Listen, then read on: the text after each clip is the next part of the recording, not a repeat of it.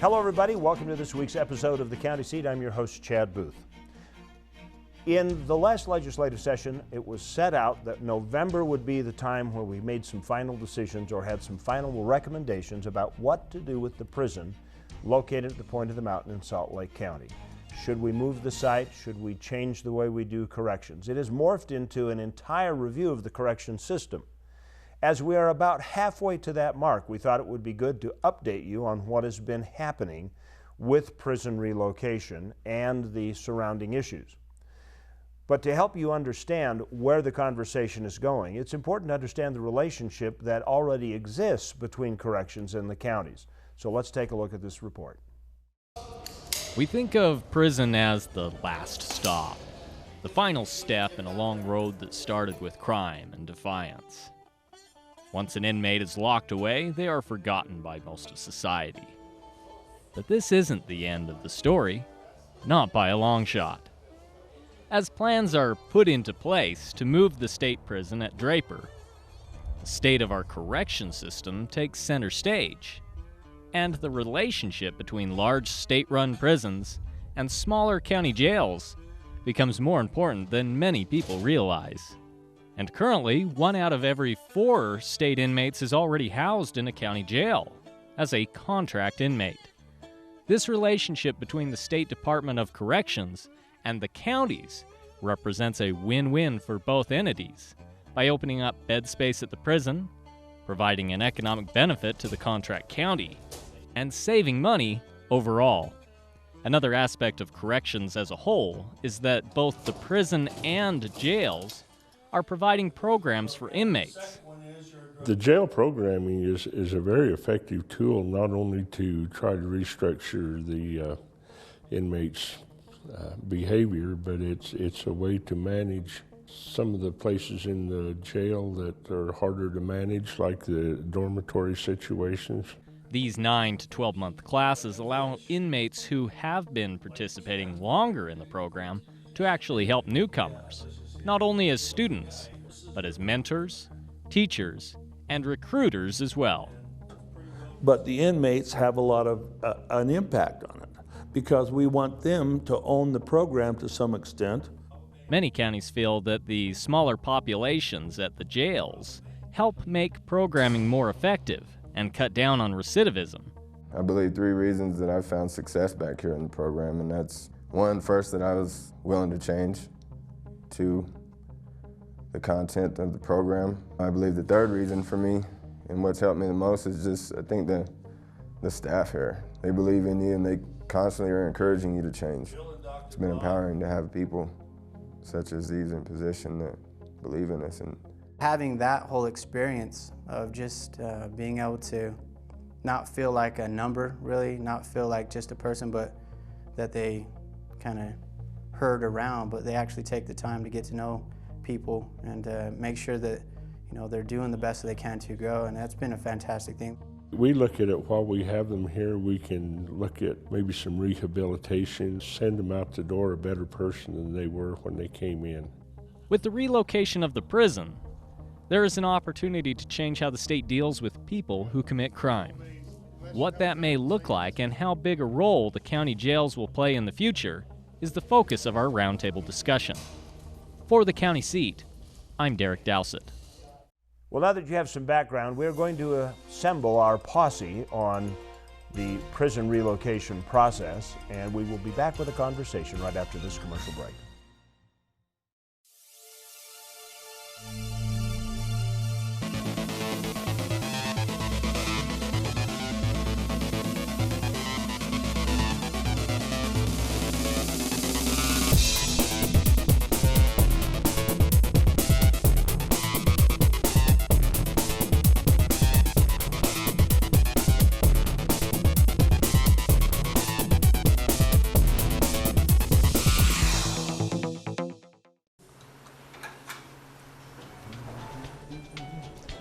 Unlimited opportunity for adventure? It's all about knowing where to look. ATV adventures, rock crawling events, art festivals, and wildlife events. The opportunities are limitless. Pick your adventure in Millard County.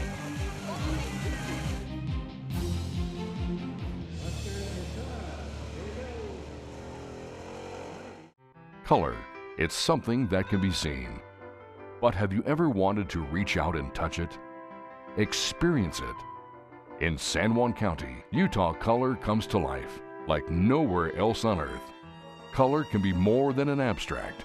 Color can be your gateway to a new world. Visit San Juan County and explore the past, present, and future in a way that you've only dreamed of. San Juan County.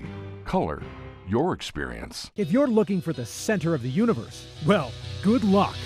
But if you're looking for the center of the off-road universe, look no further than Paiute County. Hundreds of miles of trails turn your day of riding into a week, maybe a month. Heck, a lifetime wouldn't be enough. And this coming August is the perfect opportunity to hit the trail and participate in the Paiute Trail Jamboree. Take off from downtown Marysville by ATV or UTV and ride the most famous destinations in the world. Explore Paiute County and discover the magic and beauty of the land where the rainbow ends.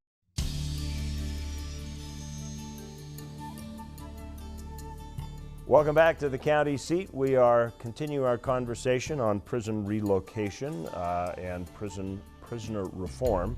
Joining us today is Representative Eric Hutchings from District 38 in Salt Lake County and Commissioner Mark Whitney from Beaver County. Gentlemen, thank you for joining us on the show today. Thank you, Chad.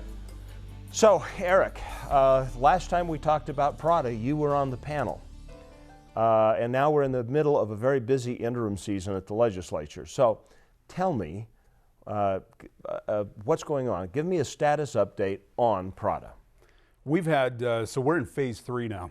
Prada 1 was to talk about could it be done. Prada 2 was to talk about should it be done. And now we're into phase 3, which is how would we do it? What's the logistics of it? And so we've completely revamped the way we're focusing on how we're going about it and looking at the specifics, the details. So we took our group, we've got a group of legislators, we've got a group of other interested folks from the industry, from corrections, from the counties, from other places around the state. And we've broken it down into 3 subgroups basically to look at the site. If we do move the prison, where would we move it to? And if we did, how would we finance it? Because it's a big ticket item. And then in reforms, different ways, if we're going to do all of this, is there a better, smarter way that we ought to be addressing this particular issue within the state? And it's coming along well. I mean, we're pushing it very aggressively, meetings constantly, lots of people being engaged, and I'm actually very excited about it. It's kind of interesting to see just how much interest and momentum it's getting this year. If you've broken it up into 3 task groups, how are they working together? Yeah, so what you're going to see is you will have these subgroups that are supposed to come back by the end of the year and do a report to the full Prada group. There's a lot of work. So we've got a professional consulting group that's with us. We've got a lot of, like I said, other people with expertise in the area, but by November-ish, you will see some specific detailed ideas about what we want to do. And I'll give you, for instance, looking at the site. Lots and lots of things to discuss about the site, but one of the interesting things as it relates especially to the counties is we already have, when this whole thing first started, everybody talked about Draper and didn't quite catch on to the fact that we already have a remote prison site in the state of Utah in Gunnison. And it's working very well. It's been tremendously successful. It's been a big benefit to the folks down in that particular area. So now that we're discussing whether we will actually move the Draper site, there's beginning to be discussions about not only could it or maybe even should it be put somewhere outside of Salt Lake County, but maybe we break it up. And there's talk about perhaps having a specific facility maybe for women, maybe a specific facility for mental health, and maybe the county's playing a much, much bigger role than they have in the past in partnering with the state in helping to provide some of those services. It is a big issue, especially for counties, especially Beaver County. I'm going to speak specifically about Beaver County right now. We're the largest contracting county in the state. We currently house almost 400 inmates, 360. And right now, to the rest of the counties, there's about 600 beds available, readily available beds right now that the state could contract with out there. Currently, counties house 1 in 4 inmates. The cost, if they was to move these 4,200 inmates from the Draper site and build a new facility for 4,200 is anywhere estimated between $750 million to $1 billion to build that facility. Right now, the county's per inmate charge, we do it 1/3 less than the state can do it. So it makes sense. When we first started taking inmates some 16 years ago in Beaver County, we was kind of the innovators in doing programming, substance abuse mainly, and then educational. We've now since seen the need to go out further and even look at doing mental health. And so we've met on that to try to meet the state's needs on that. So we feel like it's a win-win situation with counties and the state to team up and put more inmates out in the county. All right, this is a quick comment, but I would hate to be the head of the Department of Corrections and hear, because we've heard it before, that the counties can do this for 1/3 less than the state. That's got to feel real bad when Corrections hears that number. Why is that? It's partly because of the type of inmates. We basically break them down into 5 categories, 1 through 5. 1 being those that you don't want to be in the same room with. These are typically people that are incredibly violent, and so we don't send those types of inmates out. So we keep the 1s and 2s and a bunch of the 3s. In fact, the counties have been great over this last year about talking with us about their ability to pick up and actually take even more, a little bit higher risk maybe, a little more complicated. I wouldn't call them necessarily higher risk, but just more complicated types of inmates. But when you look at the size of our prison, that's one of the interesting discussions about, do we keep it all together, break it up? It's one of the largest in the nation. When you look at the total number of inmates on one footprint, it's one of the largest prisons in America. One of the biggest discussions and one of the biggest arguments that continues to proliferate is, well, if you move the prison out of Salt Lake County, what do you do about the volunteer base that helps? Consider this. Several years ago, the whole tenor of this discussion changed a little bit, recognizing the fact that most people are coming back. At some point, they're getting out of prison, they're coming home. So the question is, how do we do that? How do we effectively get someone to be able to reintegrate back into the community and do it successfully? And the problem is, if you do that to just one community, it doesn't work very well, because not everybody's going to be able to get a job in Ogden or in West Valley City. And so the idea of being able to have those types of services, especially when they're working on the reentry part of it, and break it out and make it more regional and get them closer to the communities where they're actually going to be, begin to create the connections with community services and mental health programs and substance abuse programs in the community and things like that, could be wildly successful. And it could be a huge improvement off of what we're doing right now. It's not something that we currently do, but it's something that we definitely should look at, and the counties could play a major role in that. Well, that's actually a very interesting thought. Mark, from a county perspective, there'd probably be a little bit of pushback about taking inmates and putting them out into Beaver County when they're rehabilitated and trying to integrate them into the community. Do you think that the programming would actually, if you brought some of that programming and rehabilitation and that exit strategy to the county, that people would see the benefit of the rehabilitation? You know, again, when we first built the facility, there was a great pushback to even put inmates in small counties. And over the years, people have actually embraced these inmates when they've seen them in the work programs, and they've just integrated into our communities very well throughout the state, whether it be Beaver County, wherever it be. So we actually see it as a very successful. These people can integrate into communities, especially if they get the right programming while they're in the facilities. I want to go back to this mental health issue when we come back on the next break. Stay with us. We're talking on the county seat about prison relocation and prison reform. And it's a hot topic right now in the interim sessions that have been recently going on at the Utah State Capitol. We'll be back with more of the county seat in just a second. Call your friends, tell them to tune in. It's going to be a good conversation. You go through the day-to-day repeating what you did yesterday. Don't you wish you could access that piece of your life that's missing? August 4th, you can do just that in Cedar City as the Tour of Utah opens with a brand new 113-mile course that starts and ends right in downtown. Follow the action through the Parowan Gap, up to Bryan Head, and through Cedar Breaks National Monument. The Tour of Utah in Cedar City, August 4th. Visit cedarcityayl.com for more information about all the adventure you can experience in scenic southern Utah. Kanab, base camp for your southern Utah adventures.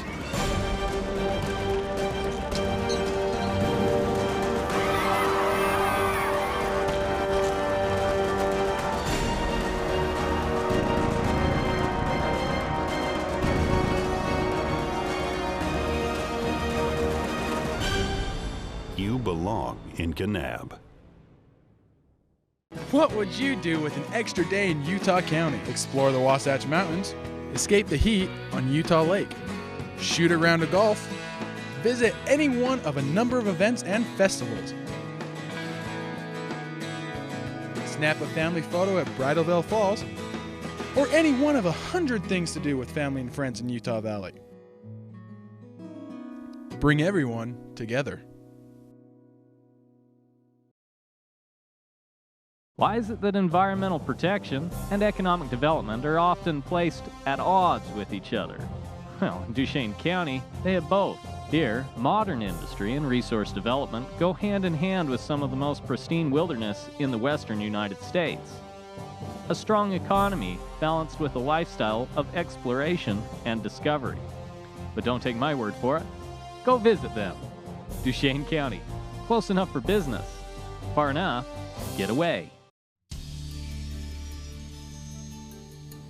Welcome back to the county seat. We are talking today about the once and former Prada, which is now the three little Pradas, going on at the Capitol on prison reform, prison relocation, and programming. Joining us in our conversation, Representative Hutchings, Commissioner Whitney. Eric, I wanted to ask you a question. Are there any statistics on the recidivism rates that come after the inmates that have gone through the system at the county level and gone through programming and been integrated back out in one of the rural counties versus following a similar level of crime coming straight through the penitentiary? Yeah, absolutely. In fact, I think one of the reasons why you're seeing so much interest in this whole process right now is that we have a couple of decades of data, because people a couple of decades ago, so we're talking 15, 20 years ago, finally started waking up and thinking, you know, we're not doing a real great job of solving crime. We're punishing crime, but we're creating a revolving door and nothing's changed. So now we've got basically 20 years worth of information on things that work, things that don't work, and absolutely there's a big difference. So for instance, if you were to have somebody go out, and what we used to do is the minute that their time was up, I mean literally to the minute that their time was up, we'd open the front door, shake their hand, you know, hand them their gear and say, good luck, hope things go well, and we'll see you later. Well, when you have people that have significant substance abuse problems or people that have significant mental health problems, you know, there's some people that will just never get out, and they shouldn't. But the vast majority of them will, and we need to recognize, and we now understand that if we provide a continuum, some kind of a connection from the time that they're in incarceration to the time they go back out into the community, if we can provide some services and some support, we have a much, much better result. Because I think what the people of Utah are asking for, they want safe communities. And the reality is, if somebody's coming out of incarceration and going back into the communities, what is the right way, the best way to make sure they do that successfully and don't commit new crimes? And a big part of that is making sure that they've got support in the community when they come out. How undervalued is mental health as part of this issue? You know, in that equation, as I said, Beaver County was kind of the innovators some time ago to start doing programming in the counties, and we've done it through substance abuse programs. And we've been very, very successful. However, the new part to that equation now, we're finding out that mental health is a very big issue, and the bottom line, a part of the substance abuse. So we, especially in southern Utah, the 5 counties area with Southwest mental health, we've got together and we've started talking, how can we address this and do that kind of programming, plus do case studies and stuff on this, and we're looking at that very well because we think it's a great component, and we in the counties are willing to take that step to try to make it better, because we know that the recidivism, even in the counties, even just on substance abuse, is much lower, not just necessarily in the state of Utah, but counties throughout the country. In our jails, you know, we call, they're inmates, but they're people. They're not a number like they are, with all due respect to the state. But we take a greater stake to those people, and we feel like that it turns out better people. But with that as being said, the best component that has to come along with it now is substance abuse, or excuse me, mental health subsidies on that inmates. Well, is there a correlation between substance abuse and mental health conditions? Oh, absolutely. And in fact, we have about 80% of the people in the prison right now have a substance abuse problem, whether it's alcohol, drugs, hardcore drugs, whatever it happens to be. And a lot of them are self-medicating because they have some underlying disorder, schizophrenia, bipolar, something. And then when they get out in the community, they don't know how to deal with it, and there's no resources to deal with it. And we know for a fact, there's certain people, you talk to your local law enforcement guys, they know who these people are. And you literally, you put them out of the jail or out of the prison, you set an egg timer. Because you know they're coming back. They're coming back. And so there's got to be a better way to manage that. And we have found that a huge number, unfortunately, of the people that go out and come back to prison are ones that we could have and should have done it differently. I would like to follow up with this, but again, it's time for us to take a break. So we will be right back with the county seat. We've got our marching orders for the last segment. Stay with us, and we'll be right back. What's the story of your life? What chapter are you on? Did you happen to get married recently? Perhaps you found your lost puppy at the animal shelter. Or you're taking an art class at the senior center. There's that flu shot that kept you well last season. And don't forget the museums and historical sites your family loves. And all the fun you have at the county swim center. County services from search and rescue to maintaining roads bring tremendous value to each of our lives. We're the Utah Association of Counties, helping you build the story of your life. There's no need to travel far to find that perfect family adventure. Welcome to Yuba Reservoir. Boating, fishing, camping, and ATV trails await your next visit. Join us in Juab County. It'll change your family forever. Along Interstate 70 and Highway 89 is an area that is rich with high mountain peaks, vast forests, lakes, streams, historical sites, and a climate that is perfect for outdoor adventure no matter what the season. Join us in Salina, Utah for a weekend of fun, food, and friendship at the Blast from the Past Car Show, July 26th. In the center of it all, Sevier County. There's no need to travel far to find that perfect family adventure. Welcome to Utah's Nebo Loop Scenic Byway. 38 miles of winding highway through the southern end of the Wasatch Mountains. Join us in Juab County. It'll change your family forever. So what brings you to St. George? Business meeting. Staying long? Just here for the day. Quick in and out. On second thought.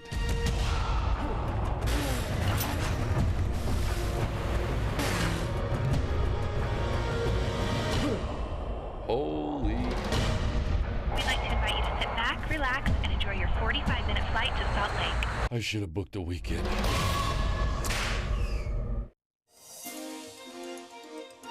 Welcome back to the county seat. We are talking about prison relocation, prison rehabilitation. I want to go back to where we left off at the last break. We were talking about mental health, and Mark and you both were saying there's good evidence that mental health is part of the equation. So if it's recognized as being part of the equation, what are the three little Pradas doing in regards to possibly incorporating this as part of what they plan to do with the state? Oh, this is an excellent question. So I mentioned we've got three different groups, right? Sight being one and reform being another.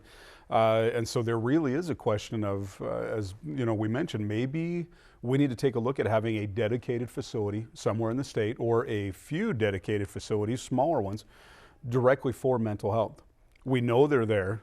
We know it's a huge issue. We know when they go out, they're going to have major problems coming back. In fact, interesting statistic for you, 2/3 of the people that go into prison every year were already out in the community.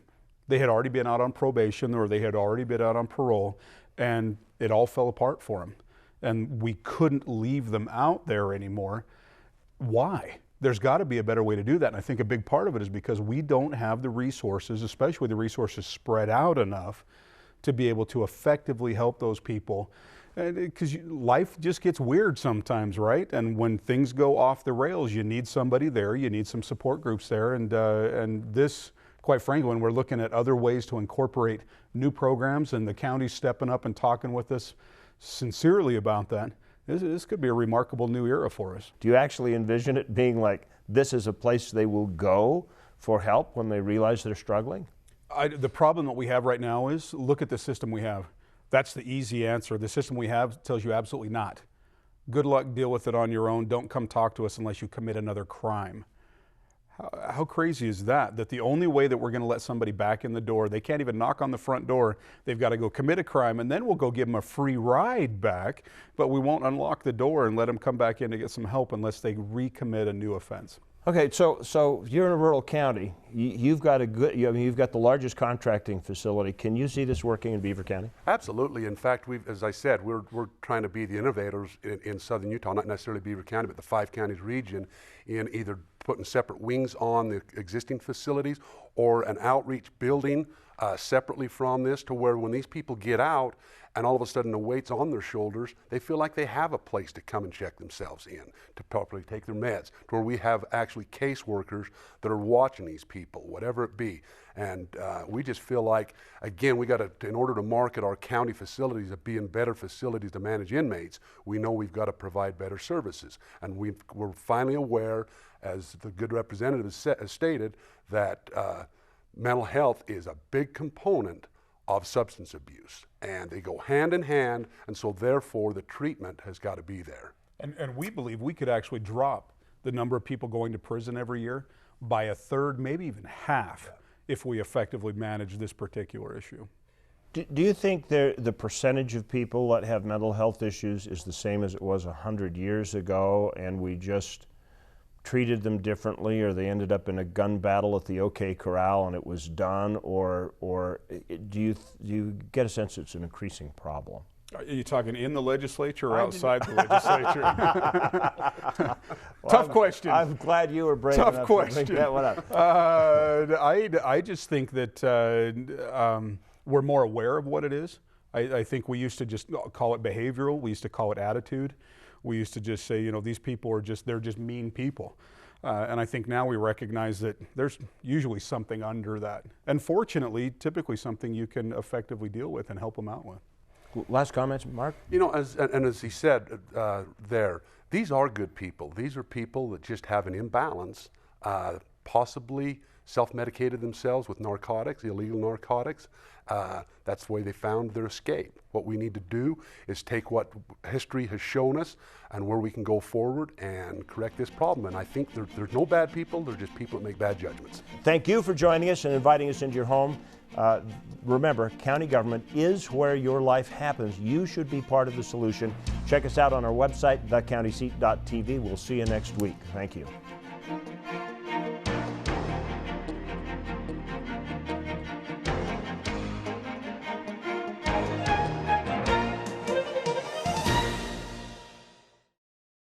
Don't imagine a Caribbean vacation. Win one right now through At Your Leisure, MSC Cruise Lines, and Columbus Travel as we give away a 7-day Caribbean cruise for 2. Sign up on Facebook at AYL TV or text keyword AYL to 58885 and watch At Your Leisure on ABC4 Utah.